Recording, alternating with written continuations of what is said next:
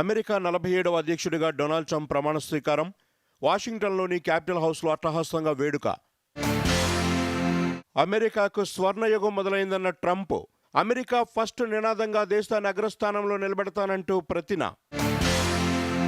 ప్రతిభకు పెద్దపీట వేస్తామన్న యుఎస్ నూతన అధ్యక్షుడు. ప్యారిస్ వాతావరణ ఒప్పందం నుంచి వైదొలుగుతున్నట్లు ప్రకటన. బైడెన్ ప్రభుత్వం జారీ చేస్తున్న 80 ఉత్తర్వులను రద్దు చేస్తున్నట్లు వెల్లడి.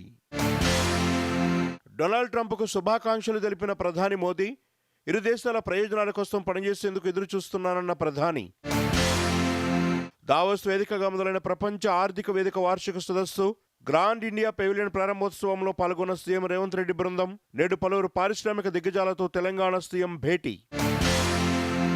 ఒడిశాలో విద్యుత్ ఉత్పత్తి కేంద్రం ఏర్పాటు చేస్తే యోచనలో ఉన్నామన్న భట్టి విక్రమార్క. ఒడిశా సీఎం మోహన్ చరణ్ మాంజీకి లేఖ అందజేసిన ఉప ముఖ్యమంత్రి. రాష్ట్రంలో వ్యవసాయ సంక్షోభంపై బీఆర్ఎస్ అధ్యయన కమిటీ 2 వారాల పాటు రాష్ట్ర వ్యాప్తంగా పర్యటన.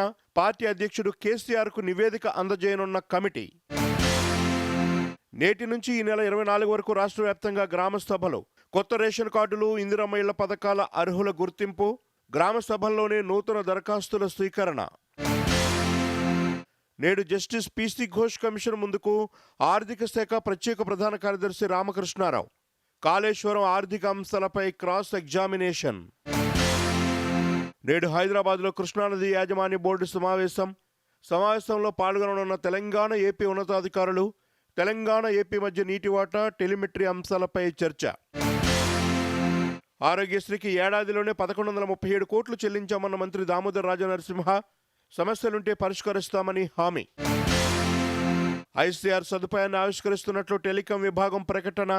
ఐసీఆర్ ద్వారా ఇతర టెలికాం నెట్వర్క్ను వినియోగించుకునే వెసులుబాటు. యూపీ ప్రయాగరాజ్ మహాకుంభమేళాకు పోటెత్తిన భక్తులు. 8 రోజుల్లో మొత్తం 8.81 కోట్ల మంది పుణ్యస్నానాలు. హైదరాబాద్లో 2 సంస్థలపై ఐటీ అధికారుల సోదాలు. ఏకకాలంలో 8 చోట్ల తనిఖీలు.